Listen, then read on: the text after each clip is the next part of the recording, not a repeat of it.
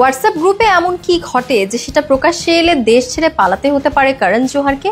অবিশ্বাস্য মনে হলেও এমনটাই দাবি করলেন খোদ করণ নিজেই। কফি উইথ করণের মঞ্চে একাধিকবার উঠে এসেছে করণের বলিউড বন্ধুদের হোয়াটসঅ্যাপ চ্যাটের প্রসঙ্গ। এবার বরখা দত্তের মোজো স্টোরি শোতেও সেই আলোচনায় ফিরলেন করণ।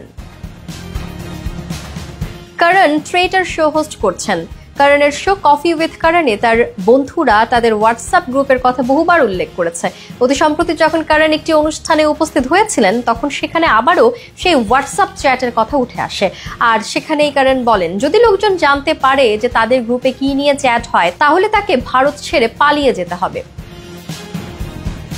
মোজো স্টোরের একটি শোতে করণ জোহর বরখা দত্তের সঙ্গে কথা বলেছেন। তখন দর্শকদের মধ্যে থেকে কেউ কেউ বলেছেন যে করণ জোহর অবশ্যই বলিউডের সবচেয়ে উত্তেজনাপূর্ণ হোয়াটসঅ্যাপ গ্রুপের সদস্য। করণকে প্রশ্ন করা হয় যে তিনি কি কখনো সেই গ্রুপের কথোপকথনের ওপর একটি সিনেমা বানাতে বা একটি বই লিখতে চাইবেন। এমন কথায় প্রথমে থমকে যান করণ। তারপর করণ উত্তরে বলেন, যদি কেউ আমার এবং আমার ইন্ডাস্ট্রির বন্ধুদের গ্রুপে প্রবেশাধিকার পায় তাহলে আমাকে লন্ডনে পালিয়ে যেতে হবে, আমি আর আমার শহরেও থাকতে পারবো না। করণ আরও বলেন, এর কারণটাও আমি আপনাদের বলছি। আমাদের এই কথোপকথনগুলি খুব স্পষ্ট, সৎ এবং কখনো কখনো যা কিছু চলছে তার একটি সংক্ষিপ্ত বিশ্লেষণ।